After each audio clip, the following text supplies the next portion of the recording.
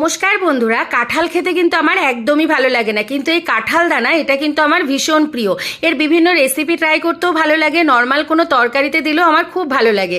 আজকে ট্রাই করব কাঁঠাল দানার ভর্তা। তার জন্য কাঁঠালের দানাগুলো আমি কেটে একটু সেদ্ধ করে নিয়েছি। এবার কড়াইতে একটু সর্ষের তেল দিয়ে কালো জিরে শুকনো লঙ্কা ফোড়ন দিয়ে বেশ কয়েক কোয়া রসুন আমি কুচিয়ে দিয়ে ভেজে তুলে রেখেছি। আর ওই তেলের মধ্যে একটা গোটা পেঁয়াজ আমি লম্বা লম্বা করে কেটে নিয়েছিলাম, সেটাও একটু ভেজে তুলে নেব। তারপরে ওই তেলের মধ্যে আমি কাঁঠাল দানাটা দিয়ে নুন হলুদ দিয়ে একটু নাড়িয়ে চাড়িয়ে হালকা একটু ভেজে নেব, যাতে ওই কাঁচা ভাবটা না থাকে। আর দেখুন কত সুন্দর নরম হয়ে গেছে। চাইলে এটা শিলেও একটু বেটে নেওয়া যায়, কিন্তু নরম হয়ে গেছে বলে আমি হাত দিয়ে এরকম ম্যাশ করে নিলাম। একটু গোটা গোটা থাকলে খেতেও আমার কাছে বেশ ভালো লাগে। এবার ওই শুকনো লঙ্কাগুলোও আমি একটু ভেঙে নিলাম ওর মধ্যে।